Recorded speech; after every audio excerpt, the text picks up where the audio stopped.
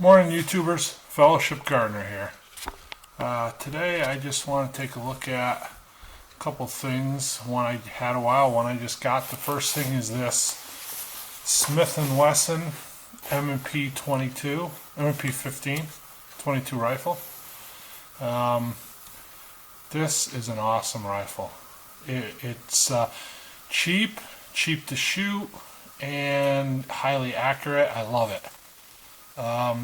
The communist state that I reside in does not allow assault rifles other than, the 22. So, like, I couldn't get this in an AR-15, the full size. And there's a lot of restrictions even on this. The stock had to be fixed because, as you all know, an adjustable stock is much more dangerous. And so, yeah, you can't have a threaded barrel, you can't have whatever. So this gun I think was $369. I bought it, probably almost a year ago. Put a few things on it. I bought it, a bunch of friends of mine and I bought the same gun at the same time, and of course it's vanity, but I wanted mine to be a little different. So I put the flat dark earth furniture, I put the Hogue grip, pistol grip, really comfortable, really nice grip. I put the stuff on the front here, they're mag pull, just fillers, they snap in. I got the angled foregrip. Oh, like that. Again, you can't have a threaded barrel, can't have flash suppressors, because we all know if you had a flash suppressor, the gun could just jump out of its case and start firing at people. That's how dangerous they are. So mainly just cosmetic stuff, other than the grip. I really like this grip over the... I wish I had the stock grip right here to show you, but this grip is a lot better than the stock grip. So this rifle is, again, it's cheap to shoot. As you can see, there's no mag in it anyway. It's empty. One thing I did find was this rifle will cycle almost any ammo that's out there. Now, the exception to that is these low velocity rounds. It's got to be the high velocity round, because what happens is the low velocity round doesn't have enough oomph to push the slide back and eject the shell. So you gotta, you put the magazine in, fire a shot, you pull this back to eject the shell, fire the next shot. So basically that's what you have. It'll fire those, but it won't cycle them. There's just not enough, power in the shell to push the slide back. That's what I was told, and it makes sense. So after that, getting the high velocity rounds, it cycles anything. Winchester, Federal, whatever, CCI. CCI seems to be abundant around here. You can get it at Cabela's and different places, and all 22. I mean, you got to get it when you can, right? But that seems to be one of the easier ones to get, and then they're fairly inexpensive, so I like them. So again, highly accurate, fun, cheap, all the way around. I guess, I talk to people that have the ARs, they like these even just to train with, because it's the same kind of setup, and it's cheaper to shoot. Again, I can't have an AR here, or I could buy a pre-ban AR, buku bucks, and yeah, so I don't have one. But that being said, I would like to get a bigger rifle at some point. I got my eye on, they don't make them anymore, but you can find them used on Gunbroker. I just don't have them in my budget right now. Is a Ruger PC9 9mm carbine. Kind of looks like the 1022, just fires a 9mm. Supposed to be a pretty dependable gun. They got good reviews. They're not cheap. They don't make them anymore. They're harder to find. And yeah, so another thing I picked up, I just want to show you this, at a trade show type thing, the Armory, is this K-bar. This is called, I believe, the Warthog. Oh, it's got a nice wide blade, carbon steel, nice and thick, right? Can use it with the ferro rod to start the fire. I got a big hand. It's got a nice full handle. It's pretty heavy.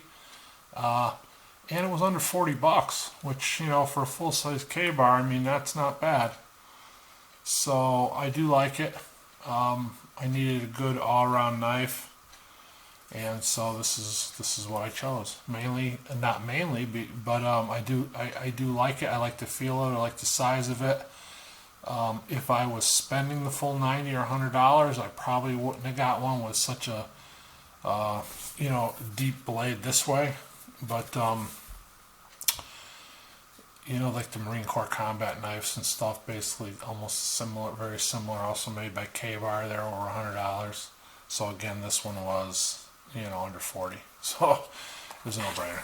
But I picked that up, and you know, I talked something about.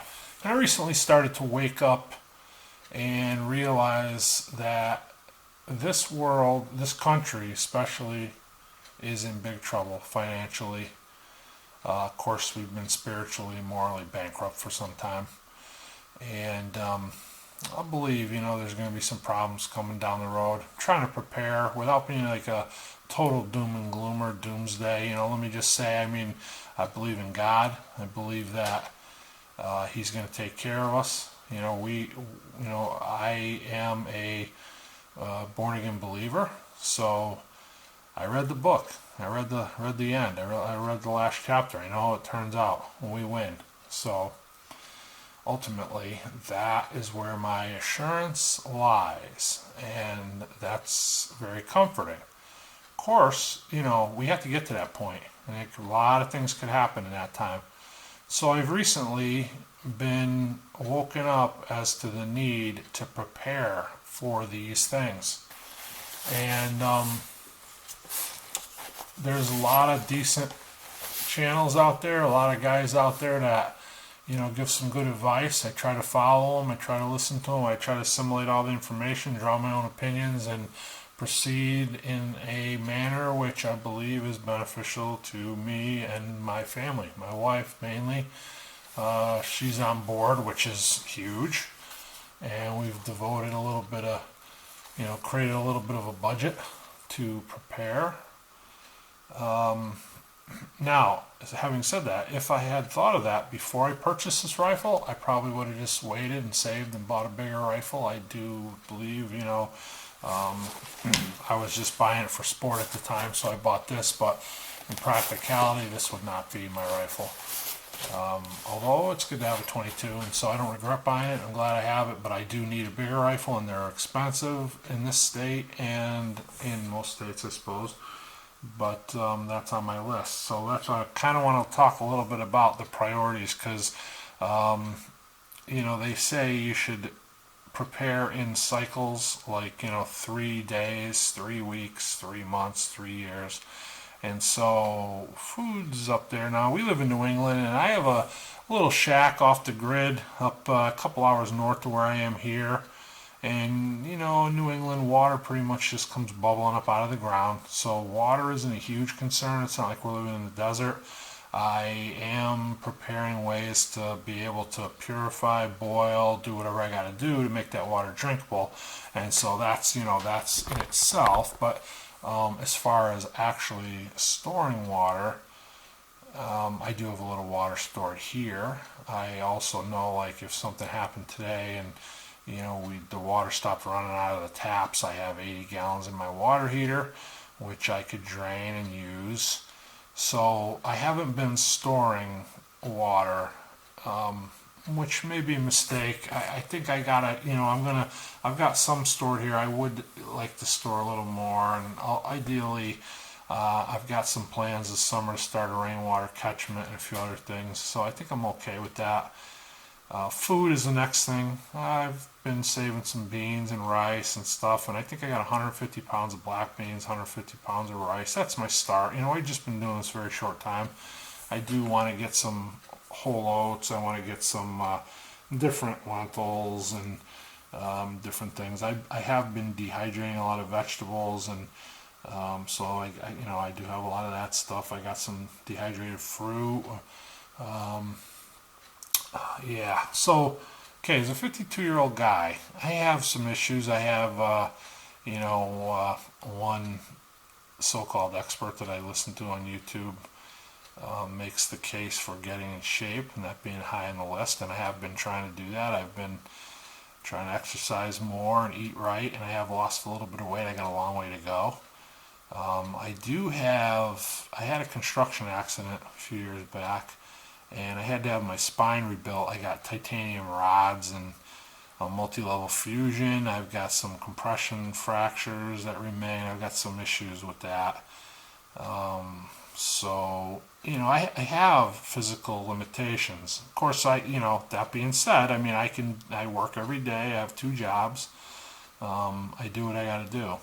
But if I'm thrust into an off-grid situation, living at the cabin with my wife, and she's a worker too. She's no slouch, so some respects we'd be okay. But if we have a perimeter to secure and watch, if we have water to haul, if we have firewood to cut, we have cooking, water boiling, we have numerous other chores. Security alone is huge. So, am I going to be able to do that myself or with her alone? Probably not. So we need a group, right? And experts agree. You need a group. It takes a village mentality, so to speak. So that's hard because it's got to be like-minded people. I like to have people that believe in God, that trust the Lord, that look to the Lord for their guidance and for their direction, and follow His ways as best we can. We're all sinners. We're all gonna stray, and I'm not saying I'm better than anybody, but I want to be stuck in that situation with somebody of like-minded beliefs. So there's a couple guys that I work with that go to the same church as I do. One of them I work with, one of them I don't, and I love them. They're great guys. I trust them with my life, and so they have also been woken up to this need to prepare.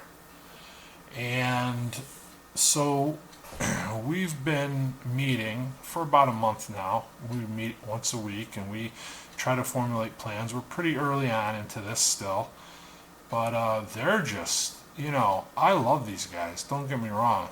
And this is where, it gets difficult because I have the cabin and we kind of have tentative plans to have that be like our go-to place if things get out of hand here. We live in a city, so we gotta flee from the city. I know that, and I have to. I welcome these guys, and I want to welcome them, and I love them. They're my brothers, but they are just their priority list is far 180% removed from mine. 180 degrees removed. For instance, and I'm not knocking any of these things that they buy because they're cool stuff and they might be useful someday, and we may actually need some of this stuff. Guns and ammo. So I got a 1911 45. I got a 9mm pistol, and I got this rifle. And on my wish list is a bigger rifle and more ammo for all those guns. I have some ammo for the guns I have. I don't have, thousands of rounds of ammo for each gun. I'd like to have thousands of rounds of ammo. But,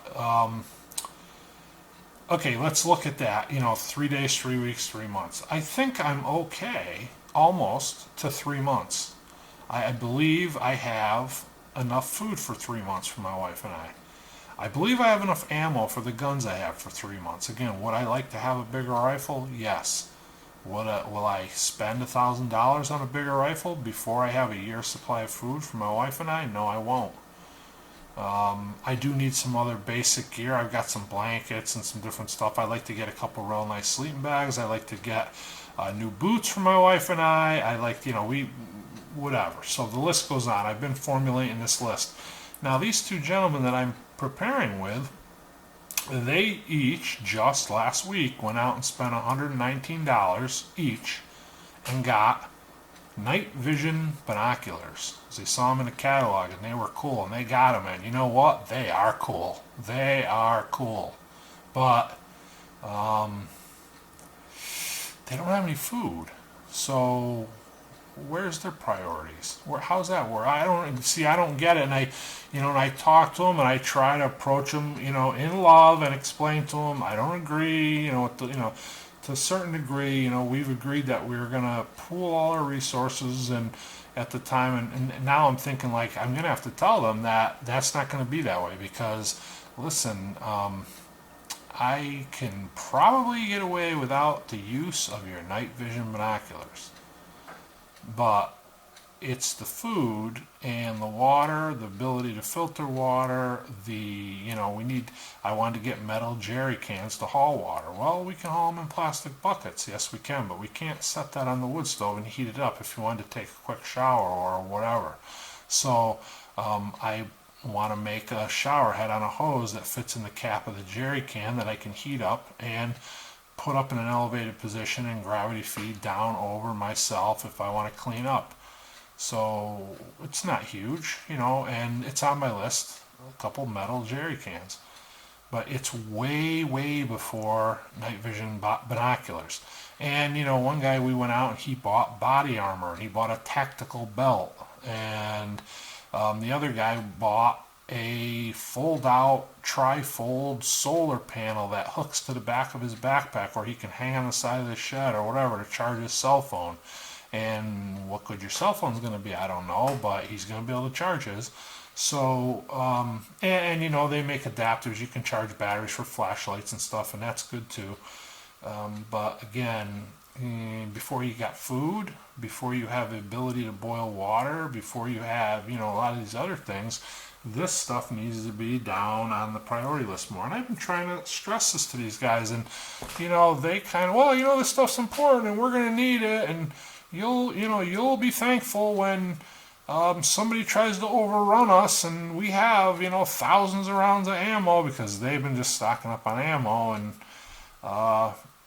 yeah, maybe. But, if all goes well and my goal and my plan in a survival situation will be to never fire a shot in anger. And I'm going to hope and believe that I have the ability and the wherewithal to do that if I need to. But, like for instance, one guy bought a rifle and it was $1,300. And, I can hit a target at, 400 yards. You can? Well, okay, I guess you can if your eyes are really good and you got a steady hand and everything's perfect and there's no wind or you know how to account for the wind. And let's face it, you are not a professional sniper, neither am I. You may be able to learn that skill if you're going to buy that kind of rifle, I suppose. Hopefully you are going to learn that skill. Hopefully you will never need that skill. I want a rifle, 9mm carbine. They say that, the 9mm rifles are fairly accurate to 100 yards. With my 52-year-old eyes and everything else, I don't plan on engaging somebody in more than 100 yards. That's 300 feet. So if they're 400 feet away and I could see them through the scope of my rifle, my logic is that gives me time to pack my rifle up and run in the other direction and hide. Because does that make me a wimp? Does that make me a coward? Well, whatever. Maybe it does. But I'll be alive and I'll be safe and I'll be secure. And that's the goal. That's survival. It's in the title. Survive. So you're going to buy a rifle, and which incidentally with the same amount of money you probably could have purchased 6 months worth of food for you and your wife, maybe more. Instead you chose to buy a rifle that you could be American Sniper with, and I don't know, I don't see it. So anyway, these guys are free to do what they want, and I don't fault them for it. I love them. They can do what they want. They'll always be welcome to come up there and seek refuge. Here's the problem. I'm up there with my wife, and we have food, and we have the ability to make fire, the ability to boil water, and hopefully other things as well. They are unprepared in several areas, And what happens when they get hungry? Do we turn them away? Do we, so I'm trying to convince them of the need to get more practical in their prepping. And they just don't, they're just buying cool stuff and it's a fantasy for them. So what do you do? What do I do at this point? How do I turn them back? If I can't convince them, how do I shut them off? How do I disconnect them from my group? What do I do when I'm able to disconnect them from my group and then I find myself there alone or with my wife? There's so many nuances to this. I can't even begin to fathom, all the answers to all these questions. I know I need people, support group.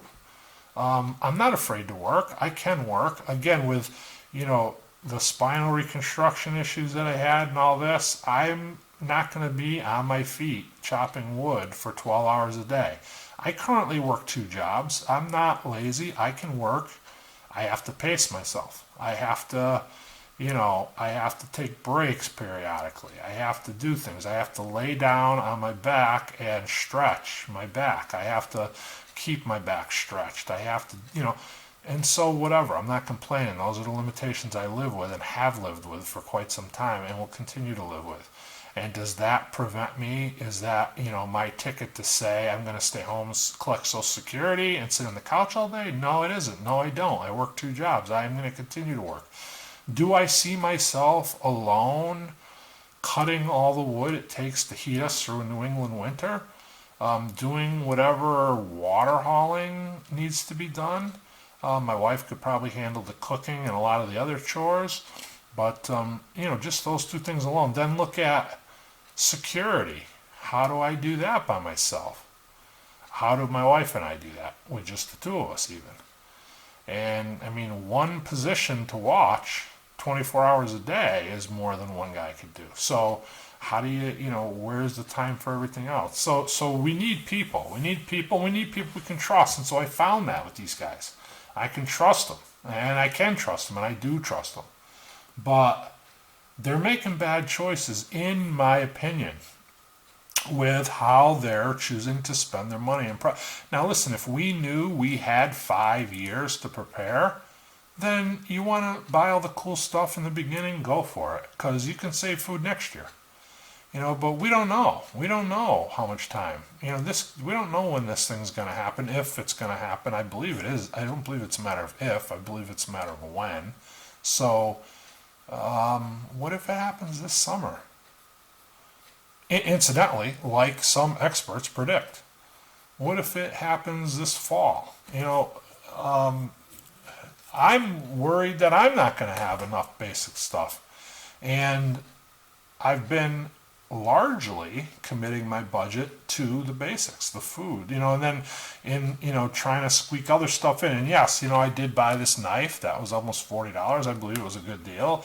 I had it. It was a little further down my priority list. It wasn't on top, but because I found it available at a very good price, I decided to buy it.